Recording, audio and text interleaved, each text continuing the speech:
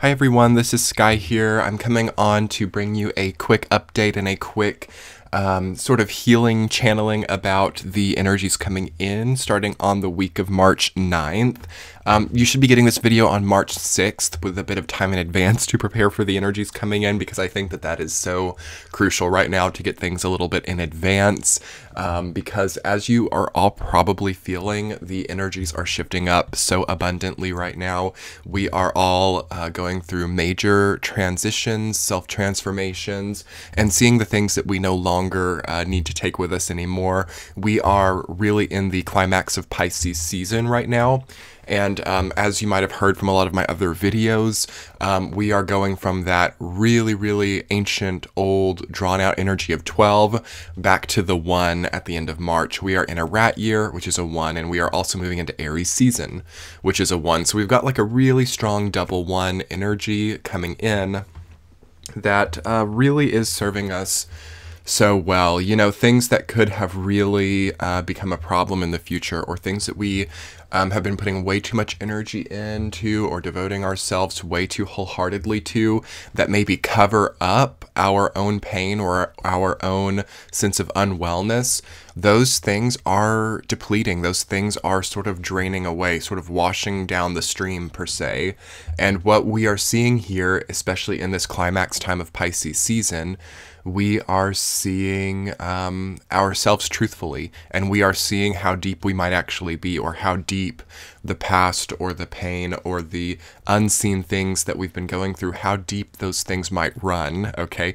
So first and foremost, if you guys are coming into this video or seeing this during the week of March 9th, and you're feeling a little bit like unwell, or feeling really discouraged, really overwhelmed, looming sense of like chaos or guilt or angst or worry for the future, I wouldn't worry too much about it. I would try to just get through this time, and I would try to not upend yourself, or try to not really vastly act based on those feelings, because they run really deep right now. The best thing for this period of time, as we're moving into full moon in Virgo, as we are heading towards equinox time, is to really ride it out, okay?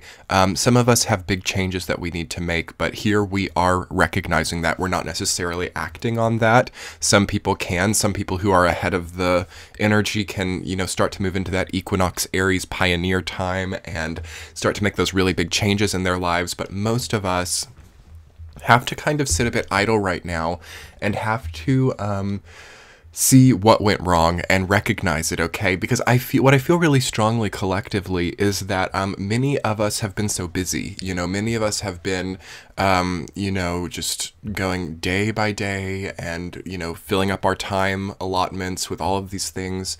And we've done it, and maybe we've made money, or maybe we've strengthened relationships, or maybe we've, you know, stabilized our life somewhat with all the Capricorn energy. But it also has maybe built over a cesspool, per se, of emotional things that we needed to face a few years ago. So if you can sort of imagine like a sinkhole being boarded up with like a nice deck over the top of it. This is how I feel with the mixture of Capricorn, Saturn, Pluto, and Jupiter, and the really strong Pisces season going from a pig year to a rat year Pisces season. It's really like building a nice, sturdy, beautiful deck over a sinkhole. So what is happening to a lot of us is maybe that deck is getting consumed, or maybe we're building a whole house over it now. It can really go either way. But the thing is we have to start navigating and strategizing, almost like a Libra energy. We have to start navigating and strategizing how this can really last, you know.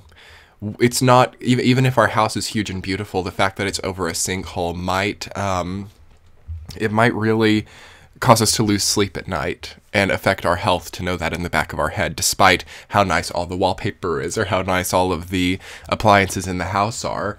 There's a lot of this type of thing going on right now, where we might sort of tap into that we've like sold out, or in some way or another, we might even come into contact with this like archetype of having sold our soul, or having paid out or something, or having like, okay, I have all these worldly, earthly things, but in reality, there's a sinkhole within, and it's not fixing that. Why do I have all of these things? This is a question that a lot of people are asking, and if you are there, here is a wonderful time to face that sinkhole.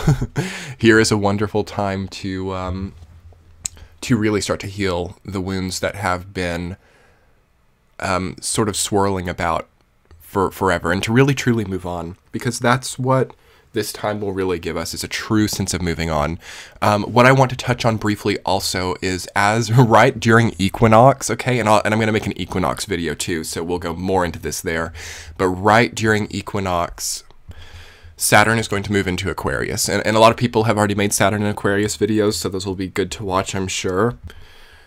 I'm not going to make a specific Saturn and Aquarius video until it like actually really gets into it, because what's going to happen is Saturn's going to go into Aquarius, and not long after it's going to turn retrograde and go back into Capricorn. So I personally kind of feel that we're not ready for like true Saturn and Aquarius energy yet, because it's not staying there long.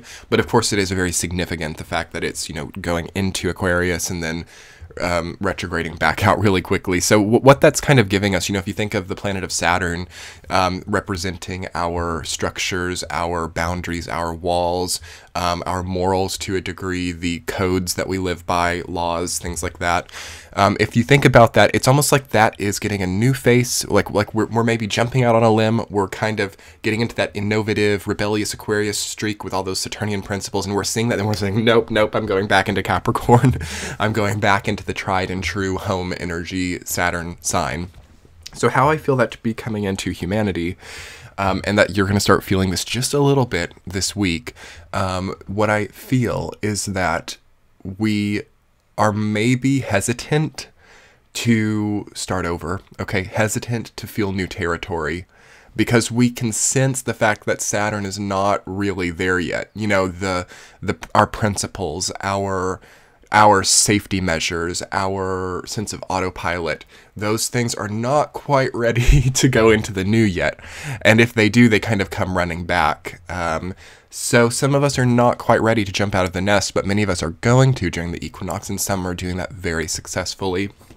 But I just kind of wanted to touch on what you might be feeling with hesitation, okay? Hesitation to start over, hesitation to begin anew. And what do you need to do? It's going to depend on you as an individual. But most people can find a really good middle ground of maintaining and sustaining something that's been around for a long time and pioneering a new path, linear, direct, focused path within that. So there's options there, right? I mean, that's going to be different for everybody. But I will make a specific Saturn and Aquarius video in a few months once it's truly in Aquarius, and we'll talk all about what that energy has to offer. But I don't feel that we're quite ready for that, because it's still going to come back into Capricorn. We're still dealing with Saturn in Capricorn, which I have a dedicated video on. I'll link that below and in the top right-hand corner. Gosh, that feels like such a long time ago that I made that video. I guess it's been about 2 years. That was like the first video that I ever made on YouTube that wasn't a tarot reading. So things have changed for me for sure since that, and as they have for everyone. If you can kind of think back to that period of time when Saturn first went into Capricorn, I believe that was December 2017, that thinking about how everything's changed up since then is a good way to start, you know, nudging yourself toward that Saturn and Aquarius energy. And with the full moon in Virgo that we're having on March 9th specifically, you know, I don't talk too much about the moons individually, although they are so important. I mean, I think there's plenty of content on YouTube about the moons. But what I feel the full moon in Virgo to be representing in this context is how we can make the aspects of our lives really tied up properly, really tying things up properly, really also maybe being afraid to do that. So I kind of feel that what the full moon in Virgo is shining a light on is sloppiness to a degree, and that can be one of the reasons that Pisces time is so emotionally unstable, because on one hand you have all of this really deep Neptunian water energy coming in, and you're like, yes, I just want to understand and be in the cocoon and figure out all of these implications, yet we're held to like this high standard of like full moon in Virgo. And as you guys might have seen if you've read my ebook Moon Symbols, an astrological guide to healing your moon, I talk all about the moon phases, the moon signs, all of that. Full moon energy is kind of it's a lot for humans to handle, because it is showing something in totality. Humans struggle innately with the sense of totality. We're meant to be a little bit biased. We're meant to like really focus into one area, and to see something in totality is overwhelming and can sort of trigger us to lose morals or lose conscience. Basically, we can be out of conscience when we see things in totality. Only some people can really handle that. So we have a full moon once a month where we get this injection of totality, and that is why sometimes a lot of crimes or a lot of craziness is out and about during the full moon. It was one of the reasons why. There are a few other reasons why too, which if you want to see, you can totally go and check out my ebook. I'll link that below. But yeah, full moon in Virgo, it's like the totality of everywhere that we've messed up. Seeing the totality of our own mistakes, because Virgo is about criticism. It's about perfectionism. It's about the small details. But also Virgo energy is kind of changing up in a sort of mass collective sense. We've had Regulus shift into the energy of Virgo. So Virgo is becoming very similar to what we have associated with the energy of Leo. Virgo is getting a much more royal energy about it, and it's also transforming the theme of royalty or the theme of spotlight into a more Virgo-in principle. So that's going to make this full moon in Virgo feel a little bit different too. Maybe it'll really spotlight us, you know, like almost like a full moon in Leo has done. Like maybe it will really give us a claim to something. Maybe it will really warm you up a little bit too during the cold Pisces energy. And I think that that's something really good to strive for during the week of March 9th, but specifically on March 9th, is how can I warm things up a little bit? How can I be more optimistic? How can I really enjoy my life a little bit more? And with the true energy of Virgo, what small nitpicky things are preventing that? How can I get past them? These are good ways to think during this time. Okay, I'm just thinking if there's anything else that I want to speak about for this week.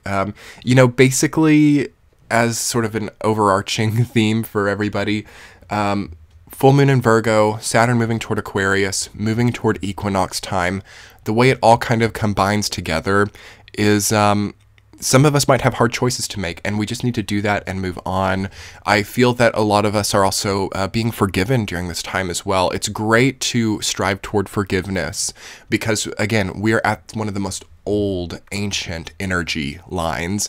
We have some of the strongest view of totality, which for some people can drive us a little bit crazy to see things in such totality. We can really see our past in totality. We can really see people who've been in our lives for what they were in totality, and that can be comforting in some circumstances and like really terrifying in other circumstances. And the only time that it becomes terrifying is when we remove our own autonomy or control. So control issues, autonomy issues, yeah, those will come up next month more so. But here, allow yourself to see things in totality, and maybe humanity is getting better with that. Maybe we can kind of get ahead of that and do that in a way that's more, or sort of less overwhelming to us, because ultimately what Pisces season does is it introduces overwhelming void energies or experiences so that we can, you know, start to process that more. Pisces is the true sign of death. Ultimate void is like a death. So every Pisces season that we have as a person is sort of preparing us for death to a degree. And in a more microcosmic way, it's preparing us and helping us to heal from endings or loss that we've experienced. So great to no longer be hurt about that old breakup or that old divorce or that old loss or that old way of being, that old lifestyle. The things we've lost need to be let go of here, basically, and there's a great opportunity to do that. So anyway, everyone, it's really positive feeling to me, actually. I think that this is such a time of growth and strengthening for many people. We might not really see that until the end of Aries time, though, so it's going to be a day-by-day movement to sort of get there, but Thank you so much, everyone, for being here. I hope that you enjoyed this channeling for the week of March 9th. I just wanted to come in and bring you a new video. And if you haven't subscribed yet to my YouTube channel, I would so appreciate that. Be sure to hit that bell icon so you can get notifications when I post.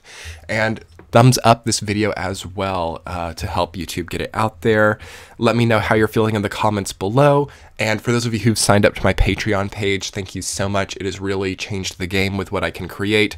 If you haven't checked out my Patreon page yet, you can get all my readings early and ad-free, as well as exclusives over there, and it helps to make this content better and better. So thank you so much, everyone. We'll be talking soon. Much love. Bye.